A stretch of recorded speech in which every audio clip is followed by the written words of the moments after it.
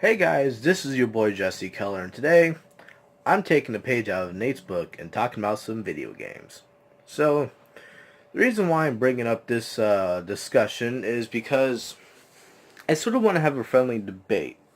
Now, him and I were talking about games and YouTube and just, that good old shit, and him and I had this competition on, like, who's the better gamer. And, no offense, buddy, but straight up I won. And I and part of it was he just didn't. And I ain't trying to be rude, Nate. Like I ain't dissing or like bragging or shit like that. But just he got bored after a while and not necessarily quit, but gave in. Now,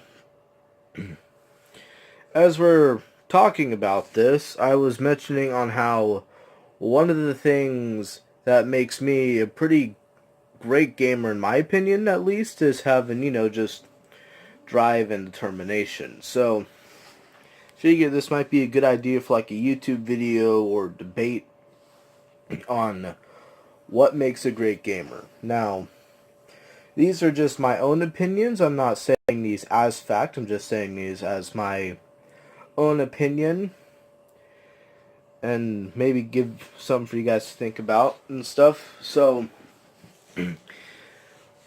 what I think makes a great gamer is like a few different things. I think you gotta have drive. Like you just gotta have the motivation to keep going forward even when you're getting your ass kicked a lot.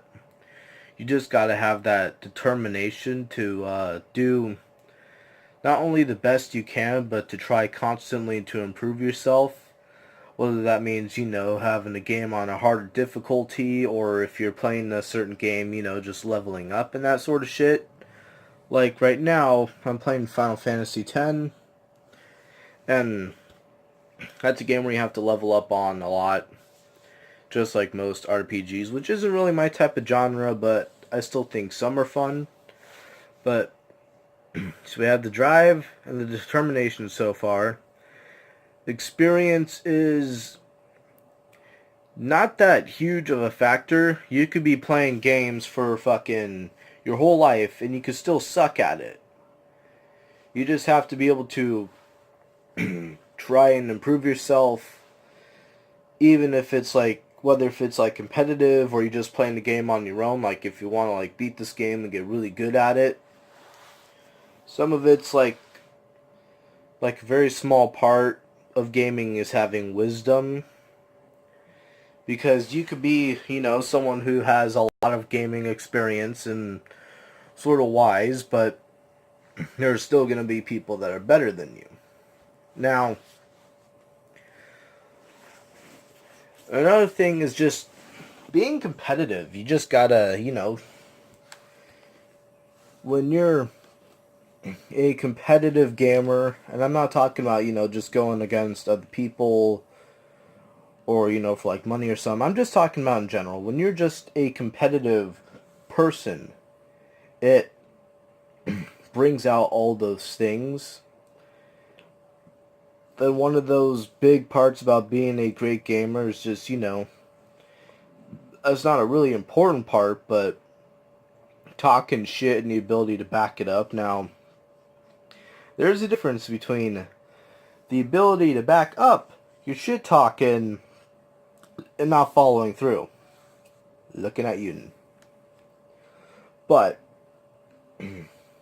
when you do what you say you're gonna do, as far as gaming, it just, not only do you like learn from what you do, you also learn from your mistakes, which is another huge part of becoming a great gamer, is learn from your mistakes.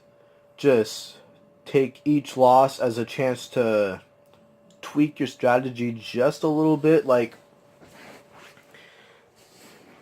in Final Fantasy, for example. Now, I know I'm not the best. I know I'm just, pretty good at the least, but one thing that I keep doing is that every time I lose or like get a game over, I just tweak my strategy a bit on how I'm gonna beat, these sort of bosses, and I keep it, all in my head. And then another good part on being a great gamer, and this part right here is just only for the competitions, like if you're playing against someone else, is just being able to psych your opponent out. And that's a huge part. Like, Nate and I do this a lot. Like, him and I have a gaming rivalry. Him and I are always going to try and one-up each other. Right now I have the better hand, but I know that he's going to try and come back at me. But maybe, Nate, this might, help you. That was just a joke. But just the ability to psych your opponent out, kind of like in wrestling, Psychology is a key important onto getting inside your opponent's head. Like, okay, what's he gonna do, or what's she gonna do, or what they're gonna do, or whatever the fuck's gonna happen. But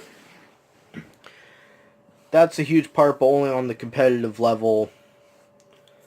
Then this one isn't another important thing, but just doing what you can to get an edge, or try and set yourself certain challenges. Like with me, I usually have like my music playlists to just give me that competitive edge, because having a good drive and determination.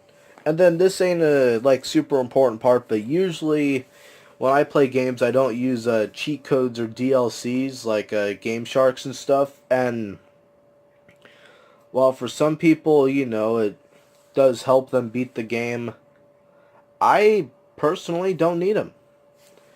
I personally don't need DLCs or to use cheat codes to beat a game.